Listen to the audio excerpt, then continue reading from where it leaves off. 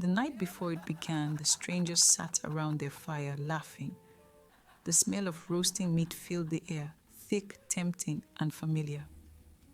But by morning, their laughter was gone. Their bodies were covered in red rashes, their lips swollen, and their eyes dim with pain. The villagers gathered, whispering, "Someone has offended Erose."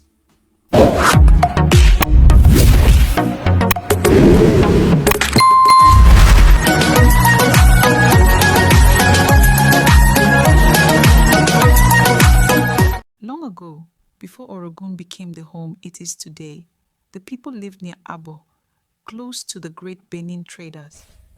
It was a time when kingdoms fought easily and pride often led to bloodshed.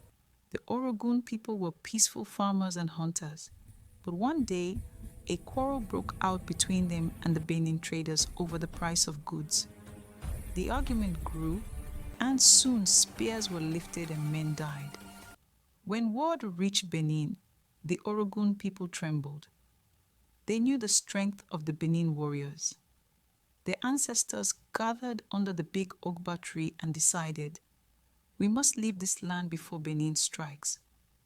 So they packed what they could: calabashes, yams, and the sacred drums of their fathers. Women carried babies on their backs, men held spears, children clung to their mothers. They walked for days through thick forests and tall grasses, their feet bleeding, their hearts pounding. When they reached a wide river, they stopped. The water roared like thunder. There were no boats, no canoes, only deep, restless waves. Behind them, they could hear distant drums, war drums. The Benin warriors were coming. Panic spread. Mothers wept. The elders prayed. Some said, "We are finished." But then something strange happened. From the bushes by the river bank came a rustling sound.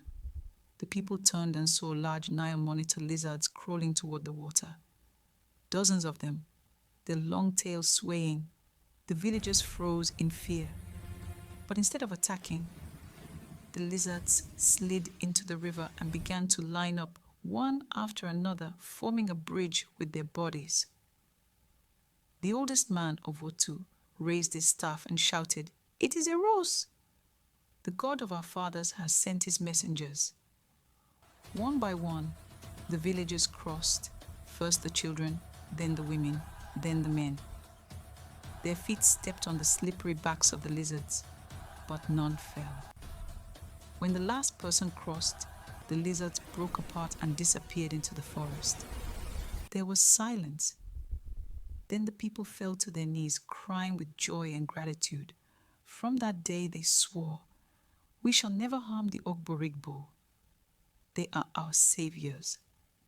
When they settled in their new home, the land now called Orogun, the elders built a shrine for Erose, the clan god who had saved them.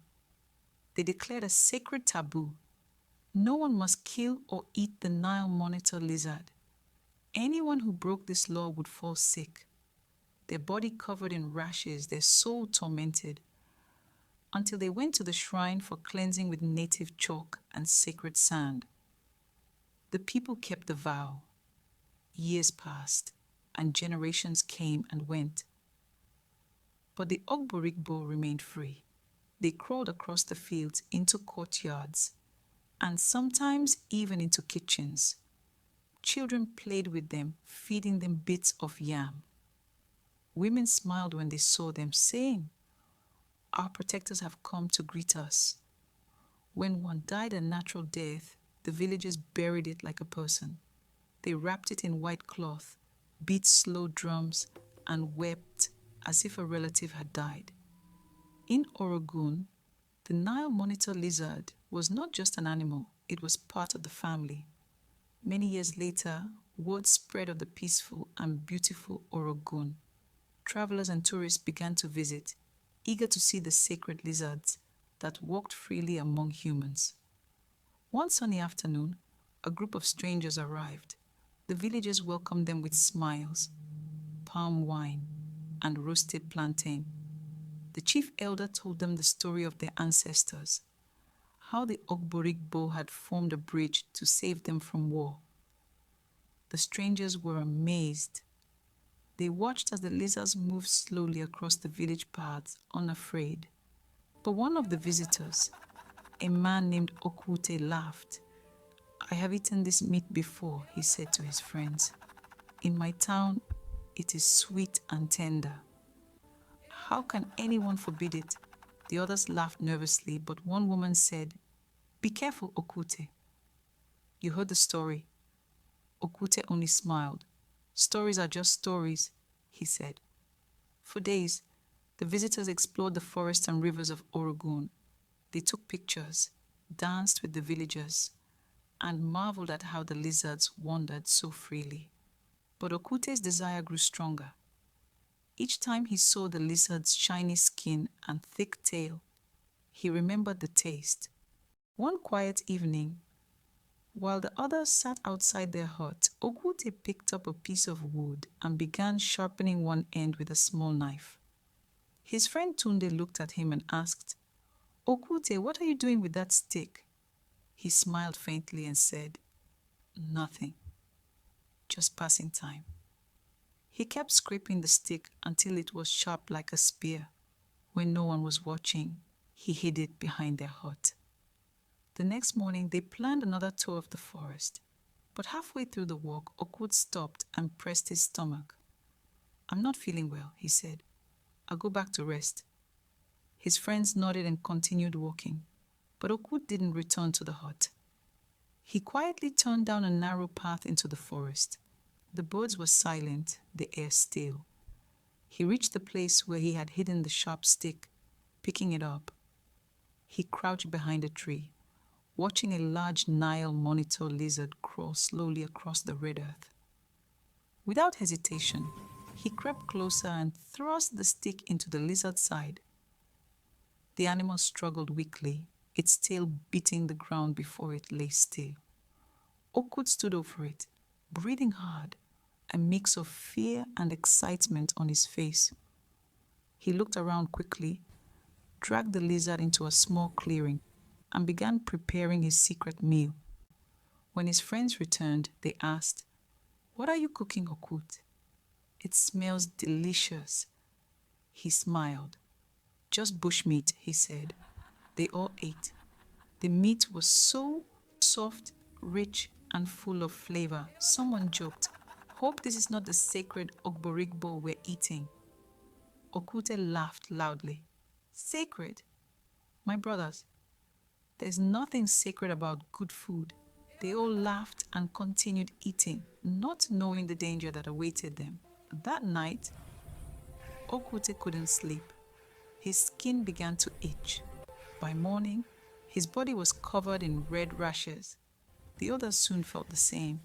Their laughter turned into groans. The villagers gathered around, shocked. They tried herbs, but the sickness only grew worse. Then one dawn, Erose appeared to Oriete, the village palm wine tapper, as he walked toward the forest. A bright light shone before him, and a deep voice said, "Oriete, go and tell your king the strangers have eaten my sacred creature. They must confess before it is too late." Oriete dropped his calabash and ran back to the village. "My king, my king," he shouted as he burst into the palace. "Erose has spoken. The strangers have committed sacrilege." The king, a wise old man named Oba Uwe Bigbe, called for the strangers at once. The strangers came, trembling and weak, their bodies covered in sores. The king looked at them with pity. "My guests," he said, "our God is merciful, but you have broken a sacred law. Speak the truth now." Okwute fell to his knees. Tears filled his eyes. "My king," he said softly, "it was me. I killed and ate the Ogborigbo. My friends did not know. I am sorry." The king nodded slowly. "Erose does not delight in punishment, only in truth. You must all go to the shrine for cleansing." At the shrine of Erose, the priest drew symbols on the ground with native chalk. He mixed sand from the sacred river with palm oil and rubbed it on their skin. As he chanted prayers, the strangers bowed low, begging for mercy. For 3 days, they stayed at the shrine. On the third morning, the rashes began to fade. By sunset, they were healed. The priest said to them, "Now you know that not all power is seen. The gods protect what humans take for granted." Okwute cried openly. "I have learned my lesson," he said. "Forgive me. From today, I will tell this story wherever I go." When they returned to their town, the strangers spread the story of Orogun and the sacred Ogborigbo. People came from far and wide to see the village where humans and lizards lived in peace. And in Orogun, the lizards still move freely along the roads, by the streams, and around the houses. The children still play with them, and the elders still tell the tale. When the Orogun people faced death, it was not man or spirit that saved them, but the Ogborigbo, the humble lizard chosen by Erose. And whenever one of them dies, the drums beat softly, and the people gather to bury it with respect. Because in Orogun, every lizard's back carries a piece of their history, and a reminder that sacred things, once broken, always carry consequences. Thank you for watching. Like, comment, and subscribe. Thank you.